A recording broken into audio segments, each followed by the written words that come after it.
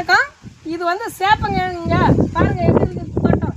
எல்லாம் நல்லா 6 மாதத்து பயிர் தான். பூரா இந்த தழை நோய் வந்து ஏதோ ஒரு பூச்சி நோய் வந்து இதை பாருங்கள் எப்படி சுருட்ட நோயின்னு சொல்கிறாங்க. இப்போ இதுக்கு மருந்து வாங்கி அடிக்கணும்னு போய்க்கிறாங்க. மருந்து வாங்க போய்க்கிறாங்க. இப்போ இந்த பூச்சிக்கு இந்த நோய்க்கு நாங்கள் மருந்து வாங்கி அந்த அடிப்போம். இந்த நோய் நல்லா ஆகிடும். இதை விட்டுட்டு வேறு நோய் வந்துடும்.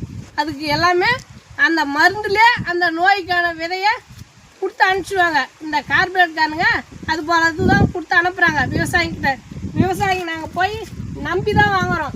ஆனால் வந்து நம்பி வாங்குகிறோம், நாசமாக போகிறோங்க. இந்த விவசாயிங்க எப்படி இருப்பாங்க.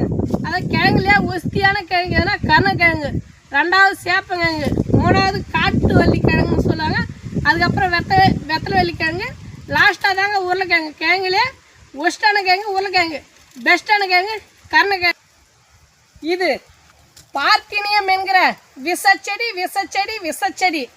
75 வருஷமா இந்த தமிழ்நாட்டை ஆளுதடி.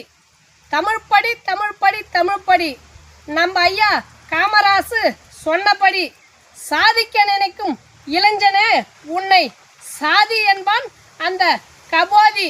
அந்த தரித்திரத்தை எல்லாம் கடந்துவிட்டு புது சரித்திரம் படைப்போம் வாருங்கள்.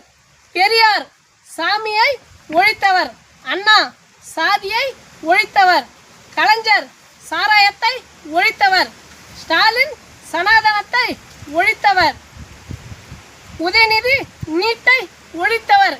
இவங்களுக்கு 75 வருஷமா ஓட்டு போட்டது நம்பத்தவர். படியரிசி அண்ணா தந்த இலவசம், கலர் டிவி கலைஞர் தந்த இலவசம், ஆடு மாடு அம்மா தந்த இலவசம், இலவச பஸ் பயணம் ஸ்டாலின் தந்த இலவசம். இது எல்லாமே இந்த தமிழர்களாகிய நம்மை கொள்ளவே அவர்கள் வைத்த விஷம்.